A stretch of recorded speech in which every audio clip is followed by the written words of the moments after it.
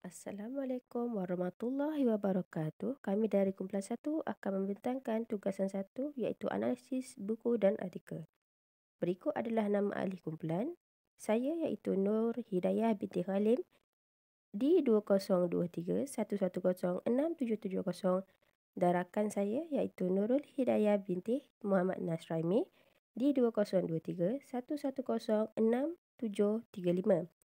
Seterusnya, iaitu isi kandungan, kami akan berbentangkan tentang maksud delikuensi juvana, pengenalan kepada penyelewengan sosial dan delikuensi berdasarkan buku, faktor masalah juvana, kesan jenayah juvana, langkah mengatasi jenayah juvana, pengajaran dan rujukan.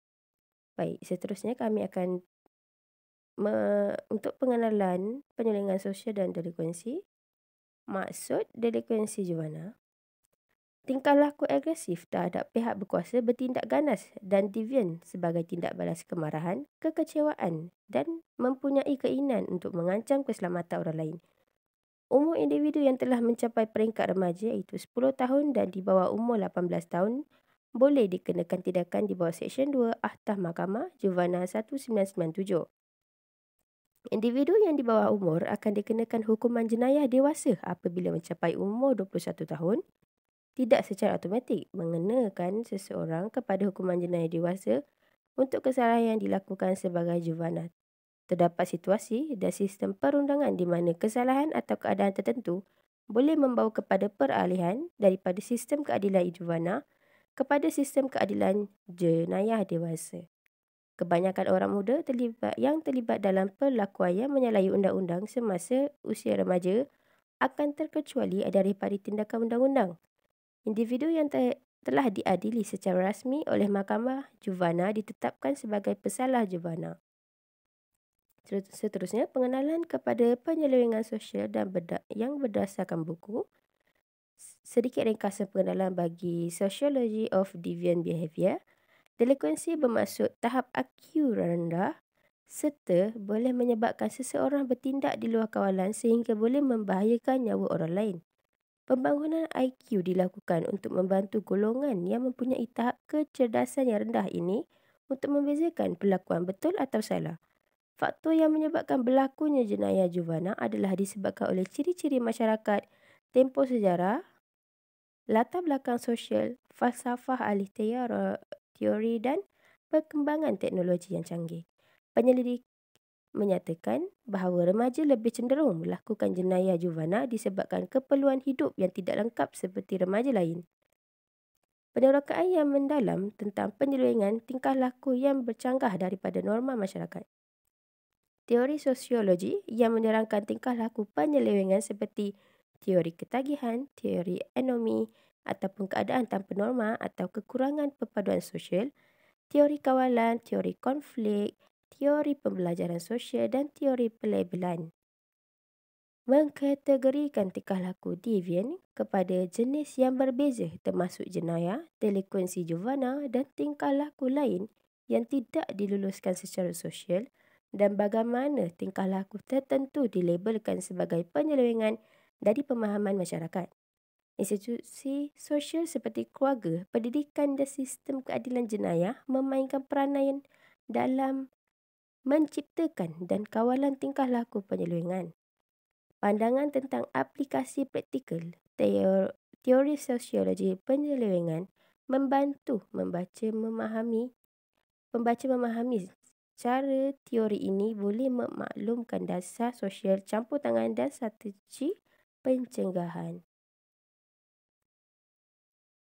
Seterusnya, saya akan berikan kepada Cik Nurul Hidayah. Baiklah, saya akan sambung berkenaan ringkasan pengenalan bagi buku Juvenile Crime, Juvenile Justice. Apa yang terdapat di dalam buku ini ialah pengenalan kepada hukuman juvana, dasar kerajaan, sikap masyarakat dan cara pencegahan. Saya akan menerangkan berkenaan pengenalan kepada hukuman juvana. Hukuman kepada jenayah juvana mula diperkenalkan pada pertengahan tahun 1990-an dan beberapa kali perubahan yang menekankan kepada keterukan hukuman dan perpindahan ke Mahkamah Jenayah Juvana. Yang kedua ialah dasar kerajaan. Kerajaan menghadapi kesukaran dalam mencapai keputusan yang tepat untuk menentukan hukuman yang sesuai untuk pesalah. Yang ketiga, sikap masyarakat. Sikap ambivalent terhadap pesalah mula timbul dan beranggapan bahawa aktiviti jenayah perlu dihukum, ditindas dan dikecam. Dan juga cara pencegahannya ialah dengan memahami faktor-faktor dalam diri individu, keluarga, persekitaran sosial dan komuniti dalam mempengaruhi perkembangan tingkah laku delikuen dapat membantu mencegah remaja untuk melakukan kesalahan juvana. Seterusnya, saya akan menerangkan berkenaan faktor berlakunya masalah juvana. Terdapat 5 faktor yang dapat dikenal pasti sebab berlakunya juvana. Yang pertama, kurangnya kasih sayang ibu bapa. Ibu bapa kurang memberikan perhatian kepada anak-anak disebabkan oleh jadual kerja yang sibuk dan padat. Yang kedua ialah kurangnya penghayatan agama. Anak-anak tidak mempunyai penghayatan agama disebabkan oleh mereka tidak dibimbing ataupun tidak diberi pendedahan awal oleh ibu bapa dan hanya bergantung kepada pihak sekolah. Yang ketiga, pendedahan terhadap jenayah juvana yang kurang. Hal ini disebabkan oleh ibu bapa juga tidak mendedahkan berkenaan kesan dan juga apakah yang akan berlaku jika jenayah juvana tersebut dilakukan. Hal ini juga dapat menjadikan anak-anak tersebut mudah terdorong untuk melakukan juvana disebabkan oleh pengaruh rakan sebaya yang kuat. Seterusnya ialah pengaruh rakan sebaya. Hal ini disebabkan oleh mereka terpengaruh dengan persekitaran dan juga individu rakan sebaya tersebut dalam melakukan setiap perbuatan juvana. Seterusnya ialah pengaruh media massa. Pengaruh media massa sangat memainkan peranan yang penting di sini disebabkan oleh pengaruh media sosial seperti Twitter, Telegram dan juga filem-filem yang menunjukkan berkenaan jenayah juvana ini banyak ditayangkan di televisyen dan mendorong pelaku ataupun individu tersebut melakukan jenayah juvana dengan lebih kerap. Seterusnya, kita beralih ke kesan berlakunya jenayah juvana. Kesan ini saya bahagikan kepada 3 iaitu diri sendiri, keluarga dan masyarakat. Diri sendiri ialah masa hadapan akan terjejas dan individu tersebut akan disisih oleh masyarakat. Yang seterusnya dari aspek keluarga ialah keluarga tersebut akan dipandang rendah oleh masyarakat dan maruah keluarga akan tercela. Seterusnya dari aspek masyarakat pula ialah hubungan antara ahli masyarakat menjadi renggang di kekurangan generasi muda yang berkaliber. Seterusnya ialah langkah mengatasi masalah juvana. Di sini saya dapat bahagikan kepada 3 pihak iaitu ibu bapa, kaunselor dan juga masyarakat. Ibu bapa memainkan peranan yang sangat penting untuk mengatasi masalah juvana ini daripada berlaku dengan lebih kerap. Yang pertama, ibu bapa mestilah memberikan kasih sayang yang secukupnya kepada anak-anak. Ibu bapa mestilah meluangkan lebih masa kepada anak-anak supaya anak-anak berasa dihargai dan disayangi oleh ibu bapa. Ibu bapa juga harus mengawal penggunaan media massa dan media sosial anak-anak disebabkan oleh perkara-perkara tersebut dapat mengelakkan mereka daripada terdedah daripada melihat ataupun mengikuti anasir-anasir yang berunsurkan juvana. Seterusnya ialah peranan kaunselor. Kaunselor ialah seorang individu yang berperanan untuk membimbing pelajar ataupun individu supaya dapat mengelakkan diri mereka daripada terjebak dengan masalah juvana. Kaunselor mestilah mengadakan kempen yang dapat membantu remaja untuk menjauhi jenayah juvana. Keadaan ini dapat membantu pelajar-pelajar tersebut untuk menjauhi perbuatan juvana disebabkan oleh kempen yang berkesan yang dilakukan oleh kaunselor dan juga pihak sekolah.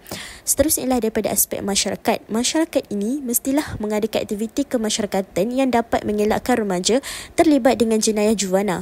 Masyarakat juga mestilah menggalakkan dan mendorong anak-anak ataupun pelaku-pelaku daripada menjauhi diri daripada terus terdorong melakukan jenayah juvana dan sentiasa memberikan bimbingan dan sokongan kepada mereka supaya terus berubah dan menjadi seorang yang lebih baik.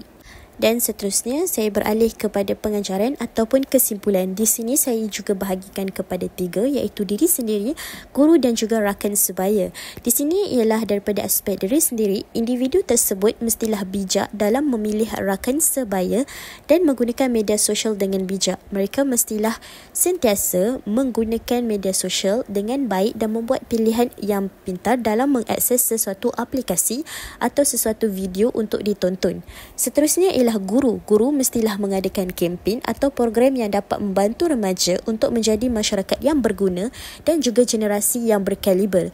Hal ini disebabkan oleh guru ialah pembimbing kepada setiap individu ataupun masyarakat, terutama sekali remaja. Dan seterusnya ialah rakan sebaya mestilah memberikan nasihat yang baik dan sentiasa mengajak ke arah kebaikan. Hal ini disebabkan oleh rakan sebaya merupakan individu yang rapat dengan pelajar ataupun remaja, dan juga keadaan ini dapat mengelakkan mereka daripada terjebak dengan kesalahan juvana. Baiklah, seterusnya ialah rujukan. Berikut merupakan rujukan yang kami gunakan sepanjang pembentangan kami pada hari ini. Dan saya rasa itu sahaja daripada kami. Sekian, terima kasih.